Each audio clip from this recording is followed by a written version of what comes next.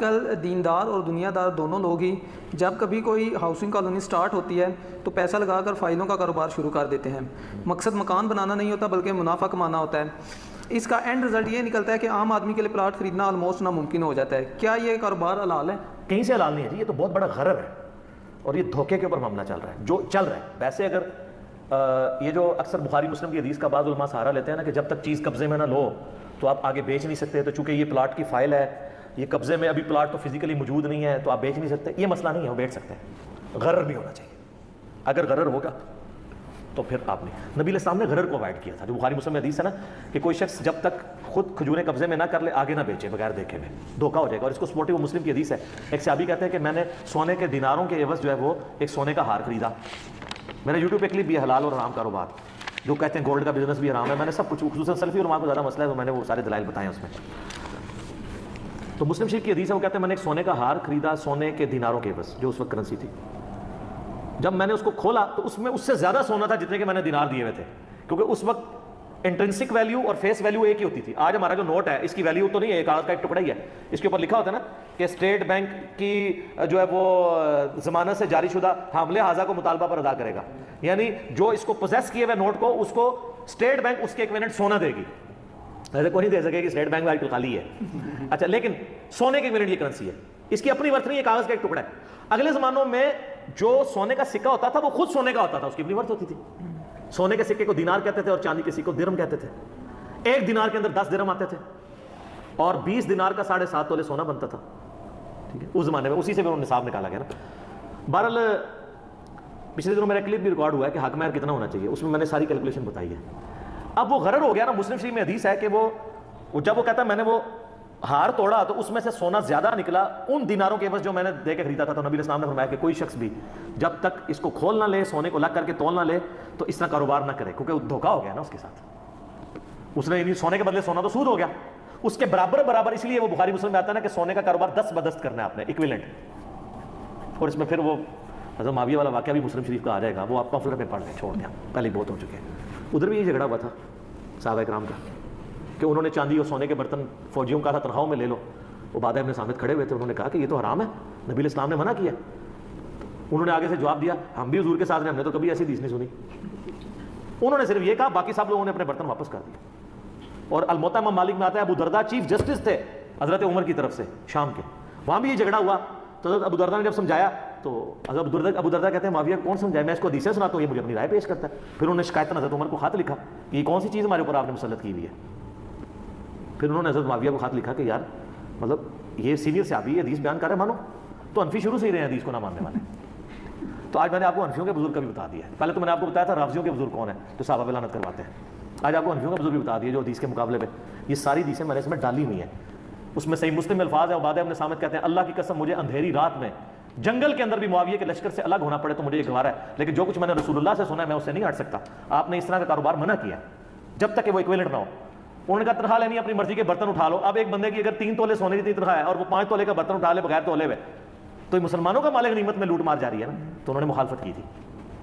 تو غرر نہیں ہونا چاہیے. تو وہ بات کہاں سے کہاں نکل گئی؟ یہ فائلوں کے کاروبار میں بھی کیا ہوتا ہے کہ غرر ہی ہو رہا ہے. ایک ہاؤسنگ اسکیم لانچ ہوتی ہے، وہ کرتے کرتے لاکھوں میں فائل ہی بکتی رہتی ہے، فائل در فائل، فائل در فائل. یہ حکومت کو اس کا نوٹس لینا چاہیے. واقعی اس چیز نے، یہ بڑے بڑے انویسٹر ہیں جو پیسے ڈالتے ہیں فزیکلی اور وہ اینڈ ٹائم پہ جب وہ قیمت بڑھا دیتے ہیں نا، اینڈ ٹائم پہ پھر مال کھینچ لیتے ہیں. جیسے اسٹاک ایکسچینج میں سے پیسہ نکال لیتے ہیں، پیچھے جناب غریب لوگ. اچھا غریبوں کے ساتھ ویسے یہی ہوتی ہے، بیماریاں بھی غریباں گزاری ہیں، پیسے بھی غریباں سے لوٹے جاتے رہے. ٹھیک ہے نا جی. تو اور پھر میں اس لیے کہتا ہوں کہ غریبوں کی دنیا تو برباد ہونی ہے، یہ تو یہ کنفرم ہے، میں نے دیکھا ہے. آخرت تو نہ اپنی برباد کرو، وہ تو تمہارے اختیار میں. لوگ کہتے ہیں یار کیا کریں، ہمارے اختیار میں نہیں. سر آخرت آپ کے اختیار میں ہے، دنیا آپ کے اختیار میں نہیں. لیکن میں وثوق سے کہتا ہوں آخرت آپ کے اختیار میں ہے. آپ اللہ کی مان کے چلیں. آخرت میں آپ کے ساتھ 2 نمبری نہیں ہو سکتی. دنیا میں آپ جتنا مرضی زور لگا دیں، جو کام آپ کے ساتھ ڈلنا ہے وہ ڈل جانا ہے. دیکھیں نا لوگوں نے کتنی تبدیلی کے نام پہ ووٹ دیا. 1 سال کے اندر 1.4 یا 5% مہنگائی ہونی تھی، ہو گئی. ٹھیک ہے، کچھ نہیں ہو سکا. لیکن اس مہنگائی ہونے سے کم از کم آخرت تو اپنی برباد نہ کریں، آخرت کی تیاری کریں. وہ اس میں انشاءاللہ کوئی دھوکہ نہیں ہوگا آپ کے ساتھ. دنیا میں تو آپ رو پیٹ کے جو بھی کرتے رہے، تو غریبوں کے ساتھ یہ واقعی ہو رہا ہے. اور گورنمنٹ کا کام ہے. اب گورنمنٹ بھی کیا کرے گی؟ ان لوگوں نے ہاؤسنگ اسکیم والوں نے بدماش لادہ سے بھرتی کیے ہوئے لوگوں کی زمینیں چھڑوانے کے لیے، اور عام لوگوں کے آنکھوں میں دھول جھونکنے کے لیے اپنے دسترخوان لادہ سے چلا رہے ہوتے ہیں. اور ریٹائرڈ اداروں کے لوگوں کو فوج اور ایجنسیوں کے لوگوں کو لادہ سے بھرتی کیا ہوتا ہے تاکہ باقی اپنے معاملات لے کے چلیں. یہ اتنے ہوشیار ہیں. اور پھر ٹی وی آ کے یہ بھی بتا رہے ہوتے ہیں کہ ہم فائلوں کے نیچے ٹائر لگا دیتے ہیں. تو یہ لوگ تو بہت مضبوط ہیں. یہ تو اسی طرح کرتے رہیں گے. حکومت ہی ہاتھ ڈال سکتی ہے. پچھلی بار ایک چیف جسٹس نے ہاتھ ڈالا تھا, اینڈ پہ اس نے بھی گھٹنے ٹیک دیے 400 ارب لے کے.